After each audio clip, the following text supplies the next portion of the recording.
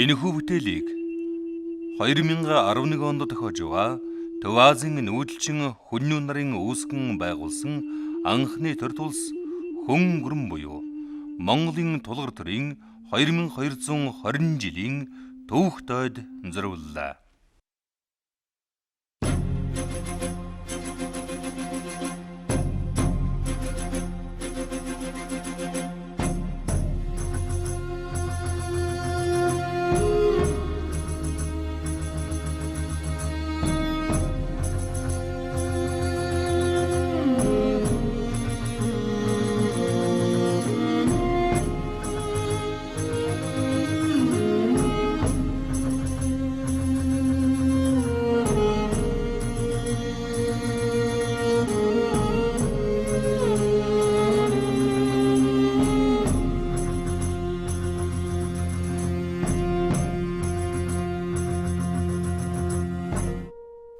Цагийн манан тэд уусаж одсон юм. Чухам хаодсныг хэнч эсэмэтэн. Өвгдээдс минь хүнүү байсныг совин гороо бимэтэн. Овгнэр тэдэнд үгүйч алдар цолоорон мөнхөрс юм. Рене Гүсье.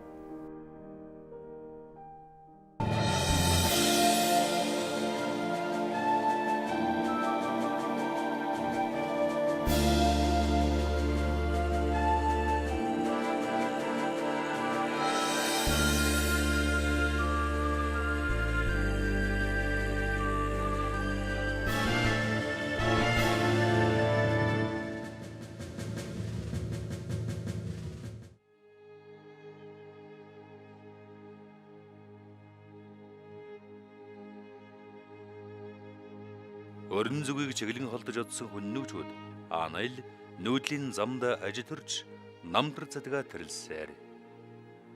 Гэвч 200 жилийн туршид тэд хайцсныг хинч үлэмдэж мэдхийг ч хүссэнгүй. Их хээр талгагдсан Төв Азаас гаралтай хүчрэг дайчид өргөн уудам газар нутгийг 100 туршид дангаар ноёрхож ирсэн агуу их нүүдэлчин ард түмэн усан тайсан чулуумт алга болжээ.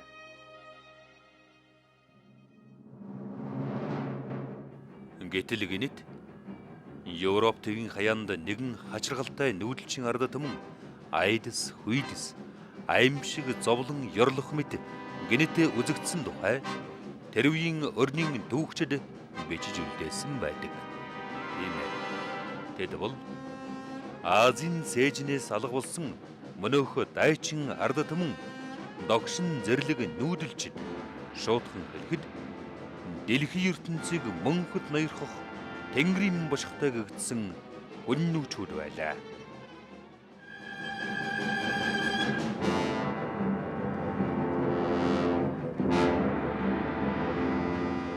Ингээд манай тооллын өмнөх 1-р зууны төгсгөлд хүннүү бүрний хүчрхэг байдал алдагдаж аажмаар одоо дотроо нийгмийн задрал бутрал эхэлсэн түүхтэй. Тухайлбал манай тооллын өмнөх 1-р зууны дунд үе болох 50-ад оны сүүлч 40-ад оны ихэнх үеэр бол хүн гүрний анх дугаар задрал явагдсан түүхтэй. Түүх хүчлэгт дурдсанаар бол манай тооллын өмнөх 48 онд хүн гүрэн анх удаага 2 хуваагдан задарч өмнөд оморт хүннүүг гэж нэрлэх болсон. Ингээд одоо оморт хүннүүгийн шаны ноён хаанаар сууж байсан жижи шаны өөрийн харьяа талбтыг авч баруун тийш нүгэн алтайг давж дундад Азид орж нутаглан суусан түүхтэй байна. За 2 дугаар үеийн задрал нь бол манай тооллын 90-ад оны үед явагдсан байдаг. Манай тооллын 91 онд энэ үйл явдал дахин давтагдаж дахин 2 хэсэг хуваагдсан. Ингэснээр бол түрүүн нь бол өмнөд омортод хуваагдсан хүннүү бүрэн эргэж нэгдсэн. За энэ 2 дугаар задралаар бол эргэж нэгдээгүй эгнэгт 2 хуваагдсан энэ задрал явагдсан юм а. Ингэж бол өмнөд хүннүү оморт хүннүүд дахин 2 хуваагдаад өмнөд хүннүү нь бол урагшаа нүдлэн их говийн өмнөд гарч хятадын хойд хил хязгаарт газар заалхан авч хятадын хойд хил хязгаарыг өөрийн одоо ах トゥ нараасаа угсаагаар л нэгтэн умар түннүүн нараас хамгаалan суусан ийм түүхтэй. За умар түннүүгийнх нь энэ үед дахин нэг хэсэг тусгаар тогтносон байдлаа хадгалж байгаад арга буюу өмнөдөө сохигдсон бас баруун тийш түрүүчийнхаа хамаатан ах トゥ нарынхаа араас замн гацсан түүхтэй. 3 дугаар задрал нь бол хүн бүрэн бүнсэн нөхсөн гэж үздэг. Манай тооллын 155 оны үеийн үйл явдал орж байгаа юм да.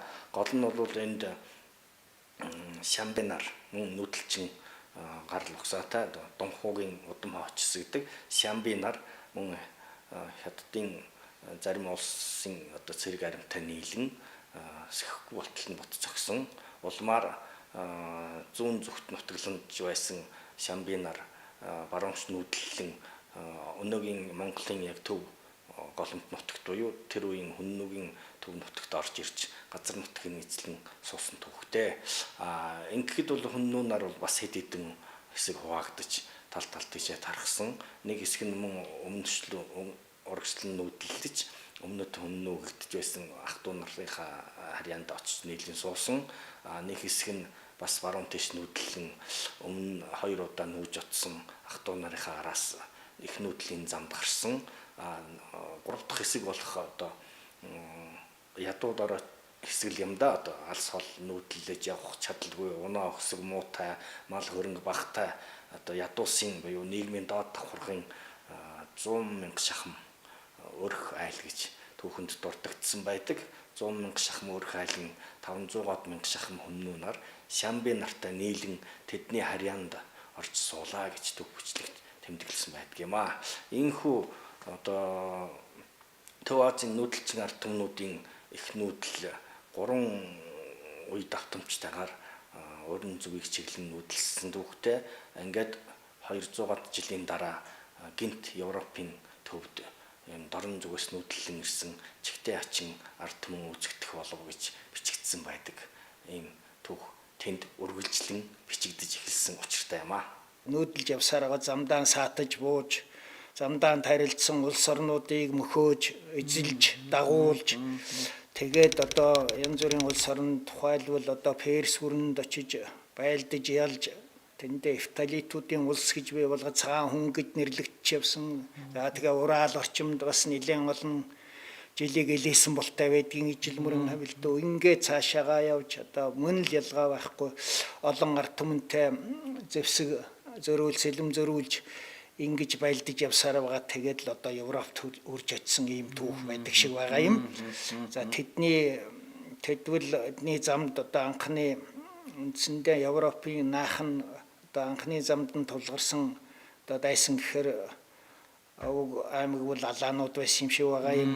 Гэх мэтээр ингээд цаашдаа явсараа готууд гэдэг ингээд олон одоо ястан үндэстэн овог аймагуудтай тулж тэднийг эрхэндээ оруулж үндсэндээ өөрийн харьяанд оруулж ингэж явсараа гол Европ хүрсэн байдаг шиг байгаа юм. Түүхч судлаач тухайн үеийн дипломат явсан Прискус гэж хүн одоо гэх мэтээр тэгээд дараа хойшлоод Марчеллионус гэж хүн байлаа. Тэгээд одоо Германы олон эрдэмтэд энэ Европын бусад эрдэмтэд Альтхайм, Вернер, Томпсон, Манхен, Хельфен энтергээд ер нь тоолоод дурдаад байл их олон хүнийг дурдаж болно. Тэгэхээр яагаад Хүннүү нарт Аттила хаанд ийм их анхаарал хандуулж үнэхээр ийм судалгааныхаа одоо нэг хэрэглэгдэх хүн болгосон юм гэдэг нь бол одоо миний ойлгож байгаагаар энэ ном зохиол дурдсанаар бол үнэхээр Хүннүү нар Аттила хаан тэрэн дотор тэр дундаа Европын түүхэнд үнэхээр одоо гайхалтай том үүрэг гүйцэтгэсэн ийм зүйлүүлийн ном зохиол бүтээлээс харагдаж байгаа юм. Баруун Ромын эзэнт гүрний нийс гэж нэрлэгдэж байсан Аквилая хотод их сонин үйл явдал 452 оны 7 дугаар сарын 18-нд болсон юм байна. За энэ ромчуудын хүндэлж явдаг хүүхэд авчирдаг өрөв тас гэж шувууг их хүндэн биширдэг юм байна. Тэр шувуунууд одоо гинт алга болоод хотын захт жижигхэн үдтэй навтгар хамартаа тийм сахалтай, тийм Аз царайтай тийм залуу ингээд морьтой холоос ингээ хараад ажиглаад зогсоод байсан. За тэгээд одоо хэдхэн хугацааны дараа хэдэн хоногийн дараа энэ эртний сайхан алдарт Аквилая хот үнсэн нурм автагджээ. Өөрөөр хэлбэл бүрэн шатаж дууссан юм байна. За тэр залуу бол Хүннүүгийн жанжин Европ даяар тэнгэрийн ташуур гэж нэрлэгддэг, мөн хаадын хаанч нэрлэгддэг Атилла байсан байна. Атил. За энэ би одоо яг тэр эртний баруун Ромын нийслэл Аквилая хотыг туурын дээр ирчээд байж байна. За тэгээд Аквилая хотыг шатаж байгааг эндээс холгоохон оршдог хөрш Үүдина гэж бас хот байгаа. Үүдин гэж тэр хотын цамхаг дээр өөрөө цамхаг байгуулад цамхаг дээрээс Атил хаан хэрхэн шатаж байгааг харж байсан гэсэн юм түүх бичигдсэн байна. Хүннүүгийн хан Монжукийн хүү Атила 431 онд авгах Ругаг нас барахад өөрийн дүү Биледагийн хамт хөнгөрнийг захиран жолоодож 445 онд Биледанаас урснаар Атила хаан ширээг эзэгнэн суусан юм. Жохом энэ үеэс түүний агуу их алдарсуу бүхий л Европ даяар түгэн тарж хаадын хаан Тэнгэрийн дашуур хэмээн цоллогдох болжээ. Тийм ээ. Хаадын хаан агуу их Атила их дайчин Македоны Александр, Юлий Цезар, Эсвос, Доглон Төмөр, Наполеон Бонапарт аль нь алдар суугаараа түнд хавьдахгүй билээ. Хаадын хаан Атилагийн энэ зинданд хожимын удам хойдсон болсон Их Монголын Тэмүүжин Чингис хаан зэрэгцэж чаднаа. Ер нь бол Атил Ромыг эзлэх зорилго байгаагүй маа. Хамтарсан том гүрэн байгуулах зорилготой байсан. Ром одоо түрүүн гам байхсан Ром хүний одоо эзэнт гүрэн. Яг энэ ч утгаараа тэр одоо Италичуудаа маш алдартай Хонорио гүнжийн томог түүх байна л да. Хонорио гүнжүүд яг энэ зорилгоор Атилтай одоо холбогдох саналаа бичиж нөгөө хормын бүгжөө явуулаад тэгээд одоо тэдний ахын зөвшөөрөөгүй тэр хормын бүгжин захиаг нь авч авсан хүнийг цаадсан. Тэгээд татвараа өгөхөө болсноос одоо энэ алдарт Каталоны тулалдаан гэдэг нь болж байгаа юм. Тэгээ Атила чин тэр Каталоны тулалдаанаас буцаад нэг худлаг хойд Итали цөмрөд орсон байна. Миланыг эзэлж аваа тэгээд хойд Италийг цөлмөөд одоо тэгээд Венецийн одоогийн Венец энэ тэр үед үндэслэгдсэн гэж одоо түүхэнд байгаа юм.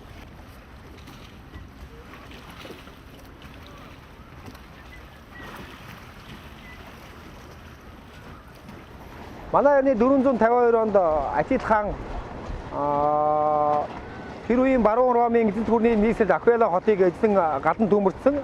Тэнд хүмүүс одоо байж тогтохоо болоод цөөхөн хэсэг хүмүүс зугтаж дөрвээд за нэгэн олон арал дээр ирээд тэндээ одоо бүгж амьдрах болсон байна.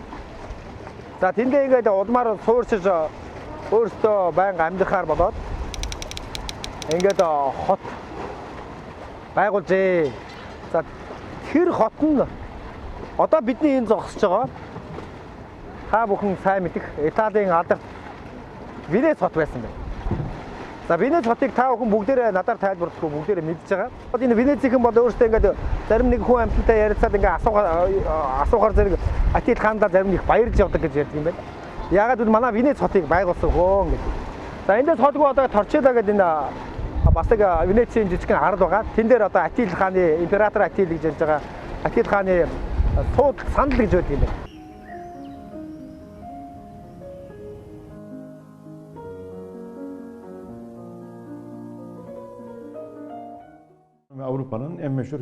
Атила Европын хамгийн алдартай хаадын нэг бөгөөд түүнийг хаадын хаан Тэнгэрийн бэрээ хэмээн нэрлэж байлаа. Түүний нэр нөлөө Европт удаан үргэлжилсэн. Дэлхийн 2 дугаар дайны хүртэл Европт Атилагийн тухай дуурь хийгдэж зураг бүтээгддэг байлаа. Тэрч байтугай дэлхийн 1 дугаар дайны үед Англи болон Францчууд Германчуудыг хүннүү хэмээн хожилж байж. Атилагийн нэр нөлөө Европт үнэхээр хүчтэй байсан юм. Дэлхийн түүхийг бичсэн барууны бүхий л их сурвалжууд хүннүүчүүдэд тусгай бүлэг зориулсан байдаг. Хүннүү дэлхийн түүхэнд маш чухал орон зайг эзэлдэг юм. Тэрч байтугай мажарууд хүртэл хүннүүгийн өвийг Европт хадгалан авч үлдгэсэд хэмээн өөрсдийгөө үздэг. Sahip çıkmışlardır. Түүхийн сурвалжид Унгарт зөндөө мэдээ байна. Жишээлбэл Атила нас барсны дараа түүний хоёр хүү Дангизиг болон Ирнек тэр чинь яг Харт тэнгис рүү нүүсэн. Тэр чинь бас том хүннүү ус байгуулагдсан. Дангизиг одоогийн Молдова, Украинын газарт сорсон. Ирнек бол одоо Оросын Дагестан буюу Азербайджан хэсгийг эзэлсэн. Тэгээд тэнд хүннүү ба Хунгар огнаар нутагласан. Тэгээд Карпатын сав газар одоо дээрвийн Унгар хаан улс байсан штэ. Тэр газар бас хүннүү үлдээсэн. Гэвч Панония одоо баруун Унгарын талд Готын иршэлд орсон. Гэвч хүннүү үлдээсэн. Нэг ийм сурвалж бичиг бас байна. Тэгээд одоогийн Серб улсад бас хүнүүчүүд үлдээсэн штэ. Гэвч тэр бас юунд Гапида улсын иршээнд орсон. Гэвч Дуна морнес зүүн дэше юунд Сармат болоо хүнүүчүүд хിവэрэ байсан. Түүний өөрсдөө хаан өөрсдөө энэ түшмэл байсан. Гэвч манай Унгард бас энэ баталгат байна. Жишээлбэл манай одоогийн Румынд байгаа унгарчууд Секай гэдэг ийм угсаатан нэртэй. Тэр бас шууд Атила одомтай гэж ярьдаг. Миний бодлоор энэ зөв.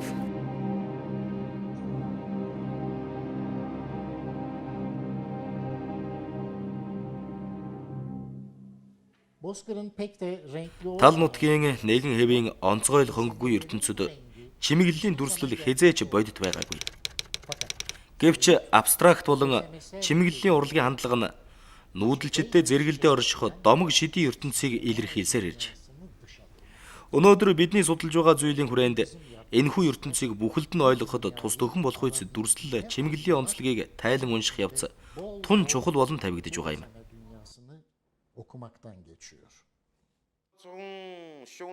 Дэлхийн соёл иргэншилд хүнүүгийн соёлын үзүүлсэн нөлөө тусгалын тухай авч ярихад хүн гүрэн задарч хоёр хуваагдсны дараа умард хүннүү нар өрн зүгт нүүдлэн Европ төвд хурж очсон байдаг. Ингэснээр дорны соёлыг өрний соёлтой холбох замаар өрн зүгийн соёл иргэншилд гүнзгий нөлөө тусгал үзүүлсэн гэдэг нь тодорхой юм. Эндээс ургуулan бодож дүгнэхэд хүнүүгийн соёл нь дорн өрнийг холбосон гүүр хэлхий холбооны чухал үүрэг гүйцэтгэсэн байна. Ингэж дэлхийн соёл иргэншлийг урагшлуулан хөгжүүлсэн томоохон алхам төлөхөц болж өгсөн хүнүүгийн түүхийг судлах явдал нь зөвхөн хятадын түүхийг судлахад төдийгүй дэлхийн дахны түүхэн үйл явцыг гүнзгийрүүлэн судлах явдалд зайлшгүй чухал судалгааны чиглэл болон идэвхжиж байна. Хүнүүгэрний бүрэлдэхүүнд багтаж байсан хүн ам нь хэдийгээр соёл ёс заншлын хувьд адил төстэй нэгдсэн тийм нийгмийн бүтцтэй ард түмэн байсан боловч угсаа гарлын хувьд хоорондоо ялгаатай өөр овг аймагуд байсан судалгаанаас харагддаг.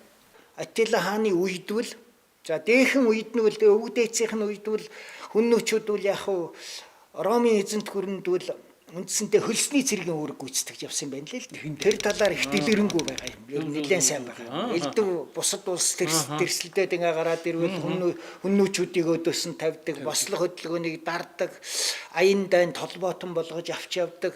Тэр одоо Ромын дээд жанжны туслах жанжин гэж байсан тэрний одоо захиргаанд явж байлддаг байсан гэж. За тэгээд дайчин чанарын ашиглаж тийм дайчин эрлэхэг дайнч одоо тийм чанарыг ашиглаж. Тухайн үед бол хүннүүгийн морь цэргээс давах аль ч Ромын улсад давах тийм чадaltaй цэрэг байгаагүй. Морин одоо цэрэг байгаагүй гэж ингэж бичсэн байт юм. Энийг л нэлээ олон түүхч нотолдог гэж байна л дээ.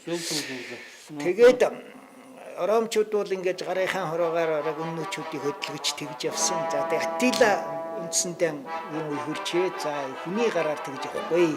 Атила өөрөө бол одоо барьцаанд бас орон сууж байсан гэж дурдсан байдаг. Тийм учраас оромын хэл соёл юу гэдгийг мэрэгэншил зан заншлыг нэлээд сайн мэддэг. Одоо хаадын бодлого жанжнуудын одоо стратеги элдв өнгийн нэлээд гайгүй мэддэг. Тэгээ Аттилагийн үе хурж ирээд Аттила бол ер нь л ором сууж явах үеэсээ л одоо тэгж хүний гараар хүний захиргаанд Ингэж одоо явах. хүний яшиг сонирхоо хамгаалж явахгүй.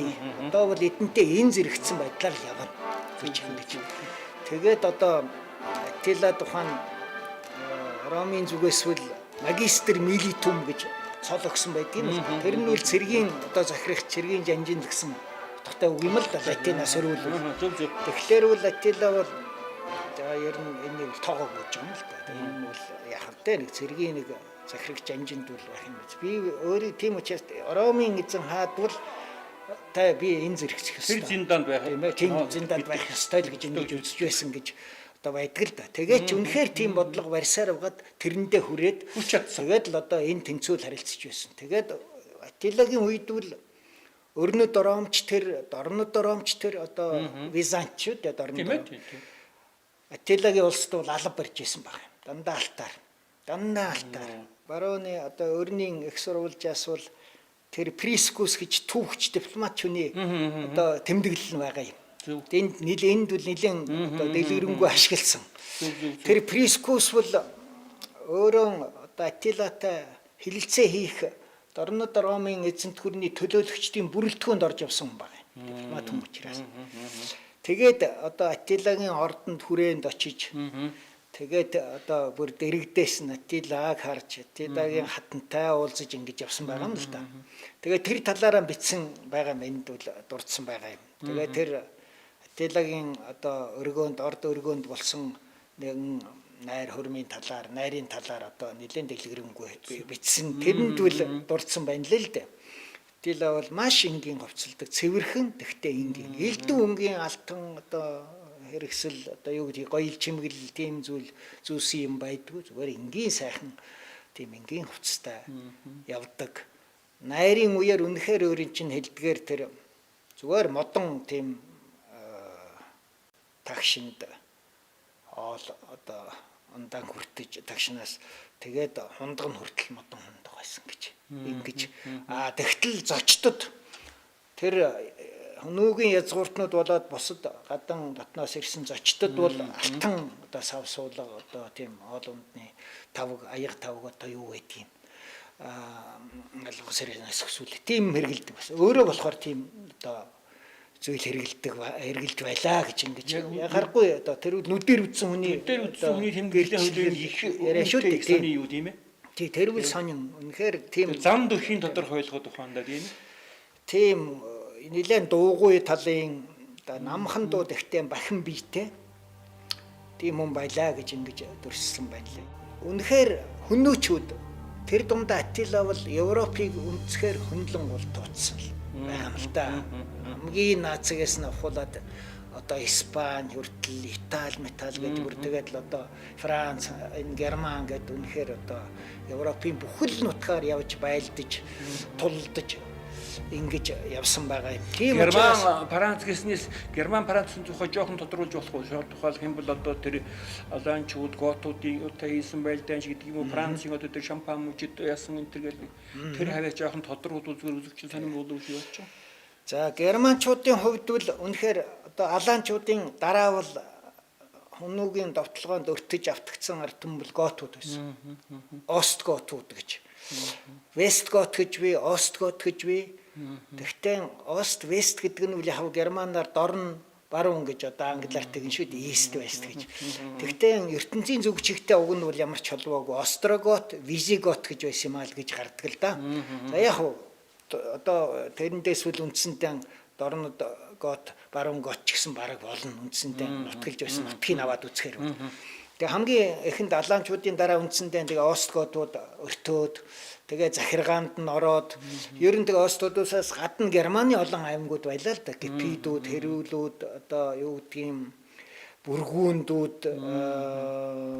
Тюрингчүүд энтергээд ер нь маш олон овог аймагуд бол үндсэндээ Аттилагийн захиргаанд орсон. Тэгээд маш үнэн холбоотон болсон гэж одоо нэлээд олон түүхэнд байхыг үл асуудалтай сурвалж чигт. Тэгээ үнэхээр Аттилаг насан эцэлтэл одоо их үнэн холбоотой явсан. Аттилагийн дэрэгдвэл 3 хүний бүрэлдэхүүнтэй одоо тэрийн зөвлөл маягийн юм байсан гэж. Тэрний нэг нь үл яг Аттилагийн ойрын шадар зөвлөх Эдикон гэж хүн байсан. Тэгээд хоёр дахь нь бол Остготын хаан Валамер байсан. Гурав дахь нь бол Гипидүүд, Герман аймаг Гипидүүдийн хаан Ардаар их байсан гэж.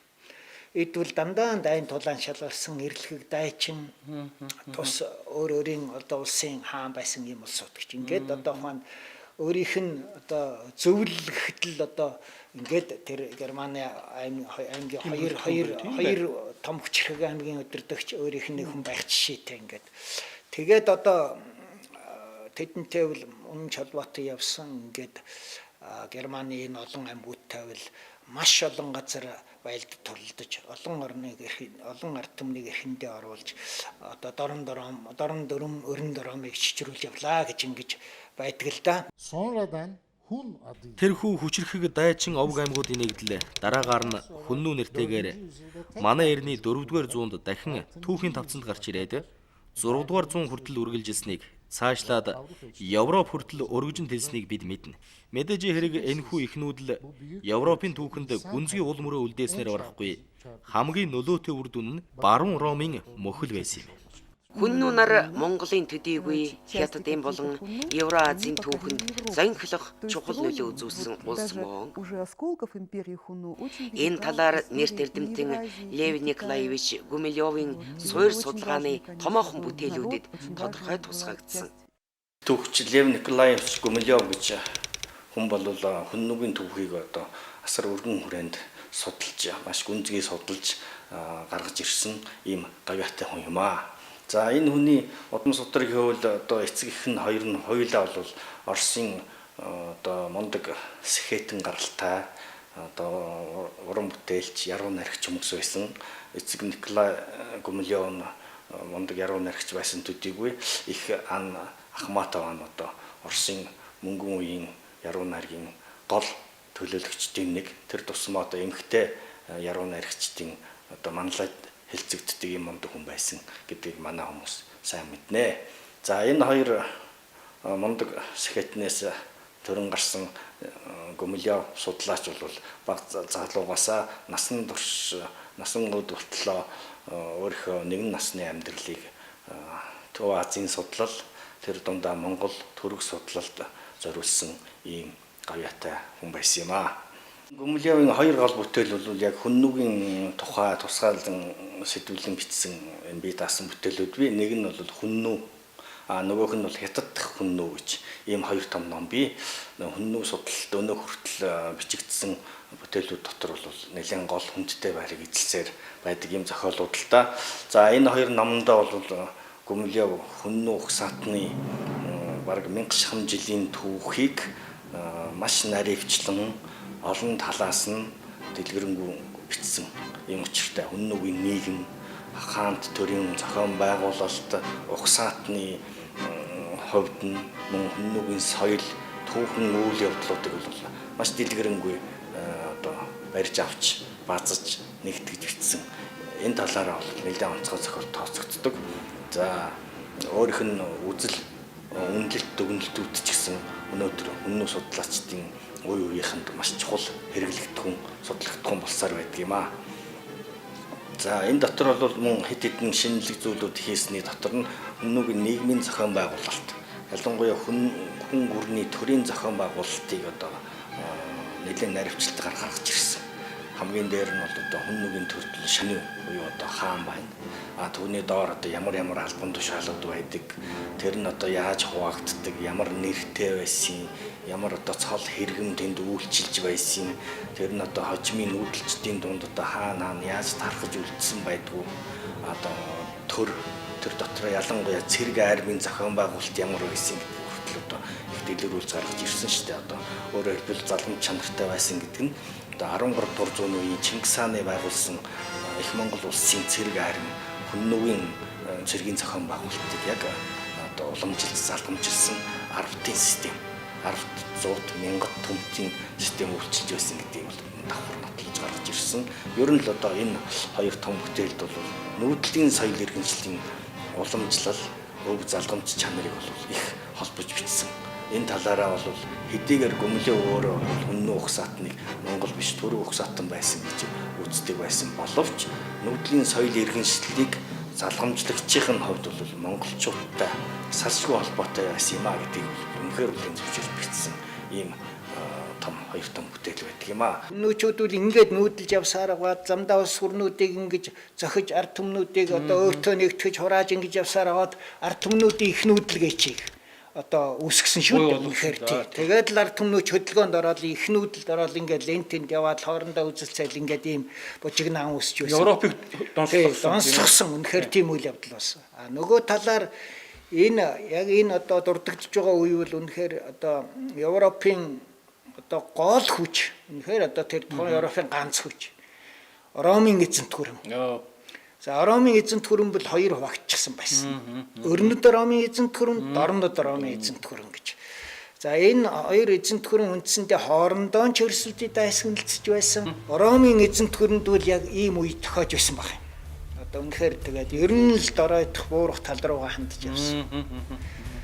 За тэгээд одоо яхав тийм ч учраас энэ нэг тийм үе. А нөгөө үе нь бол үнэхээр эртний одоо Грек-Ромын ертөнцөл үндсэндээ тэр эртний шүтэж байсан онг шүтэн элдв бурхтаасан үндсэндээ салаад Христ шашин руу явж исэн ийм үе таарч байсан байгаа юм л да. Тэг ингээд энд олон юмнууд бий л дээ бас тэгээд.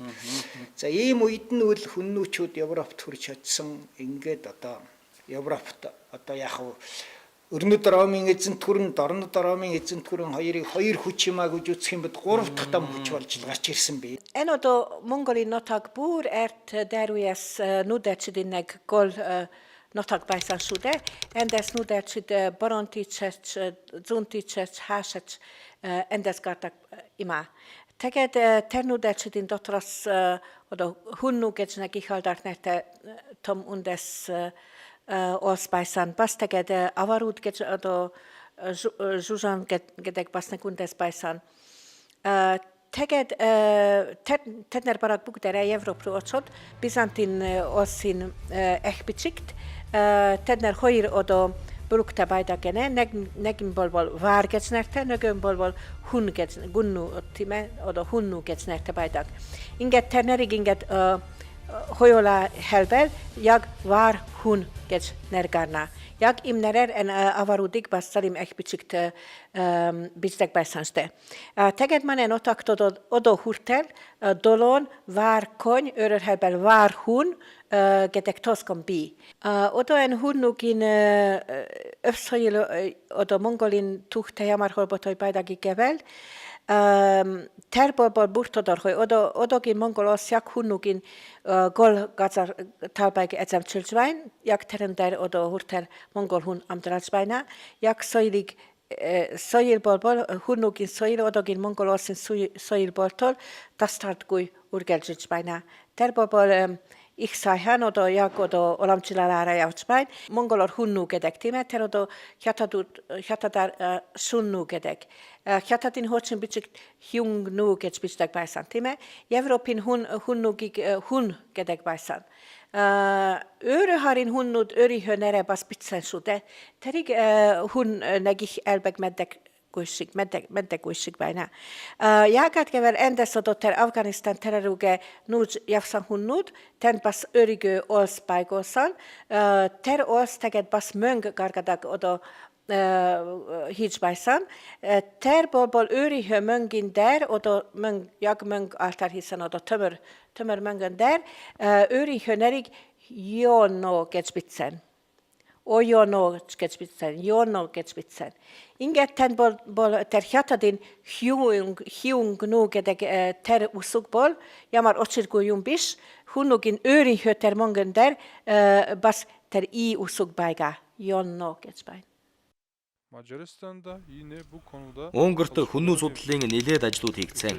Ялангуяа сүүлийн үед дахин Азийн болон Европын хүннүүтэй холбогдлолтой шин судалгаанууд эрчимжлээ. Бид ч гэсэн 2007 оноос хойш хүннүүгийн үүслээс ахуулаад Аз, Европ тархан суурьшсан хүннүү нарыг хамарсан хүннүүгийн түүхийн томоохон судалгааны ажил хийж байна. В современном мире считается так, что вот есть такое понятие Древний Восток. Орчин үед эртний дорн дахин гэсэн ойлголт байдаг. Энэ бол Египет, Месопотам, эртний Энтхэг, Хятад, мэдээж эртний Грек-Ромын соёл иргэншил гэж байна. Гэхдээ бас дэлхийн хэмжээнд яригдах Евразийн нүүдэлчдийн соёл гэж байна. Евразийн энэ соёл иргэншил дотор одоо төр улсынх нь 2220 жилийн ойг тэмдэглэж байгаа хүннүү гүрэн гэж байдаг. Түүнийг археологийн үүднээс ч түүхийн үүднээс ч шинжилж болох онцгой судлагдахгүй юм. Одоогоор тэр нь чухам юу болохыг хэн ч тайлж хэлж чадаагүй байна. Үнэн дээр бол 2000 гаруй жил гэдэг бол асар их хугацаа. Эрдэмтэд үүний тухай барагцаалсан төсөөлөлтэй л байна.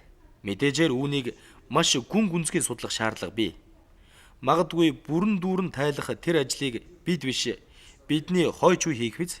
Гэхдээ л бид энэ судлагдах хүний зарим нэг зүйлийг тодруулахад тодорхой алхмыг хийгээд байна. Харин энэ судалгаа шинжилгээний ажлыг төрөөс дэмжих нь чухал болов.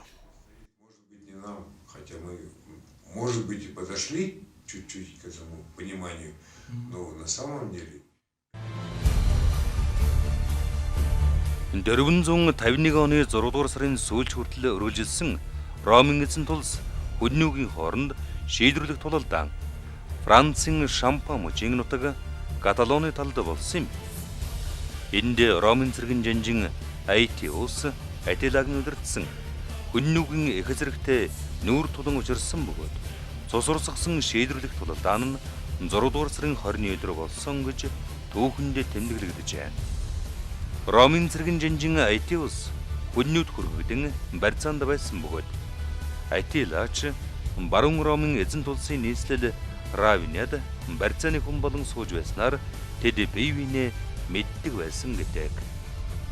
Эрдэмтэн Эдвард Кризи Шалоны тулалдааныг дэлхийн хамгийн том 15 тулалдааны нэг гэж дүгнсэн байдаг. Эртний түүх бичлэгт хүннүүгэн арим 300 мянган зэрэгтэй гэдэг байсан бол бас заримд нь 700 мянган зэрэгтэй байсан тухай дурдсан байх нь бий. Нэрд түүхч Эдвард Гибсон ижил мөрөн Атлантын далайн хооронд амьдарч байсан бүх хүндэснийг Шалоны хүндэд цуглуулсан байлаа гэж бичжээ. Энэ тулалдааны тухай Атиллагийн Ватерлоо хэмээх уран зураг бүтээгдсэн байдаг.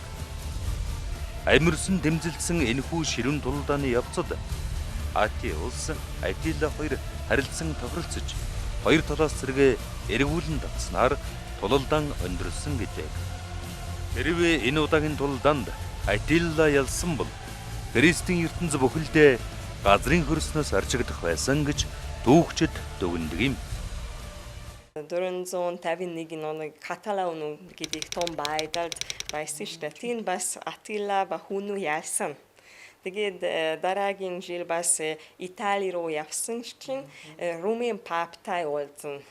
Ийм домог унгач байна, зарим баруун Европын түүхийн сурвалж байна. Ромын паптай уулзсны дараа тэр Ром хотыг осгагдаагүй. Атилла Ромын Леон хам хоёрын уулзалт 452 оны 100 Минче голын хөвөнд болжээ.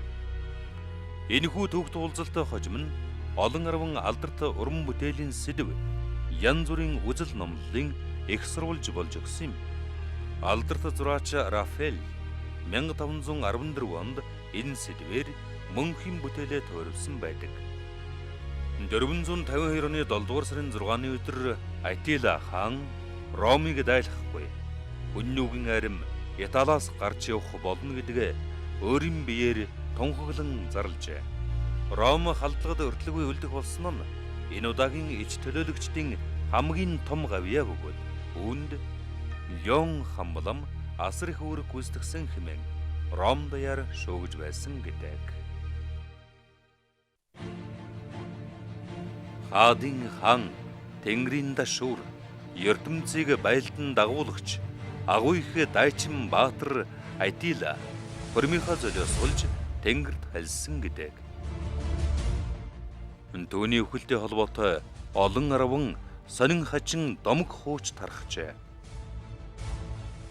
Дөөөгч Йордан усын бичснээс үзвэл тэрээр Дэлхийг донслогсон цуутай хормынхаа анхны шинэхэн хатантайгаа жаргам нойрсоод өглөө сэрээг байжээ. Хэтэрхий их дарс сархад хүрдсэн тэрээр өглөө нь өдсөглөндөө бүсгүй өвөрт амьгүй хэвтэж байсан гэдэг. Зарим домогт Атилаг сүйд бүсгүүдээ хорлогдсон гэсэн мэдээч байдаг. Хэрв тэр хормынхан шинэ сүйд бүсгүүдээ хорлогдоогүй бол түүний хүсэл мөрөөдөл биелэх байсан юм. Түүхийн хурд тэгж огцон мэргэнэ гэж хэн ч санаагүй үзээ. Хэрв түүхийн хурд өөрөөр иргсэн бол түүх өөрөөр өрнөж хожимын хүндрэлтний намтар цадиг огт өөрөөр бичигдэх байсан нь гардсаагүй. Хойд Италийн Альфи Даваалыг хормойд нь байдаг үдийн гэж хот байдаг юм. Тэнд энтер Атилагийн уул мөр байдгийн. Австрийн Түлэн гэж Дунай мөрний дагуу оршдог хөөрхөн жижиг хот байдгийн. Тэнд одоо Нибелугийн домогт гардаг Атила хаан Кримхилд Бургундийн гүнж Кримхилд гүнжтэй суухгүй хоёр талаасаа ингээд дагуулуудтайгаа уулзаж байгаа тийм хөшөө байдаг. Тэгээ өөрөө үтсэнтэй зураг нь над байдгийн. Тэгээ тэн дээр бичсэн тэр Нибелунгийн юунаас ингээд бичээд тэгээ ингээд тийм хөшөө байж идэм шиг. Нибелунгийн домгоос тийм миний харсан лав тийм хөшөө байж юм. Одоо тэр Шампанийн тэр одоо Сүрмарн энтергээ тэр хотуудын ойр хавьд ер нь янз бүрийн газрууд нэлээд олбоо Атила хүмүүстээ өнөө нартай холбоотой юмнууд нэлээд байдгаа гэж Германд ч байдаг өөр бус газрууд ч байдаг. Зарим нь бол одоо нэгтгэх хөлийгээд одоо цагийг хүлээж байгаа ч гэдэг ч юм уу тийм байдаг болтой юм шиг байна. 453 онд Атила тэгээд одоо тэнгэр хэлсэн. Тэнгэрт хэлсэн. Дараа нь яг өөр хүүхдүүд нь үндсэндээ жаахан хоорондоо тийм жаахан зөрчилдөж бариад тэгсээ ерөнхийдөө тэр Атилагийн байгуулсан тэр хүчрхэг улсыг авч чадаагүй. Үндсэндээ тэгээ Атилагаас хойш нэг 15-20 жил болоо тэгээд үндсэндээ одоо мөхсөн гэж. Тэгээ Атилагийн тэр гол залгамжлагч Томхүү Эллак гэж байгаа юм л да. Тэр чинь Атилагч нэг 3 хатантайч байлгүй одоо тэгээд домгийн хатнууд гээд Кримхилд энтрийг тэгээд яасан байг юм л да. Тэгээд тэр их хатан Крикаваас нь гарсан Эллак гэж хүү. Тэр нь одоо бас жаахан энэ нүгүрнээ аварч нэгтгэх энэ санаатай нэлээд байлдад тулдаж яваад тулдаанд амиргдсан гэдэг юм. Дэнгизик гэж өөртөө их одоо их адилхан хүү байсан гэж байгаа.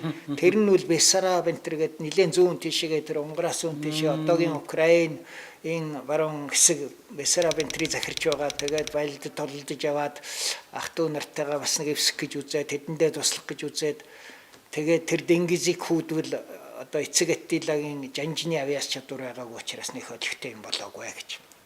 Хамгийн хол явсан нь бол үндсэндээ тэр Гепидийн Германы Гепид аймгийн одоо хаан Ардарихын дүү бүсгүйтэй суугаад гарсан хүү Гайзм гэж байгаа. Энэ үл яхаар одоо түүхэнд байгаа энэ үл бодтой зүйл гэж. Тэр домгийн биш тэр Кримхилд биш. Тэр Гайзм бол нэлээд одоо гайгүй явсан. Тэрний хүмүүн доо гэдэг бол их одоо үнэхээр алдаргав ягаан дуусгаж явсан хүн гэж.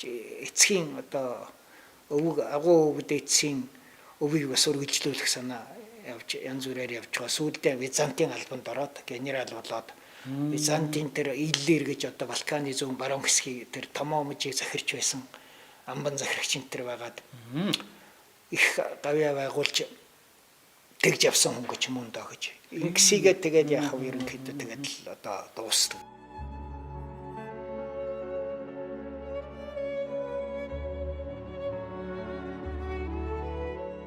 Хүн төрлөختний түүхт орноос монголчуудаас эхэлдэг. Учир нь тэнд төр байсан юм. Төрөн цогцлуулж байж сая зон олон ард түмэн болдог. Түүхэнч бүтээдэг. Георг Вильгельм Фридрих Гегель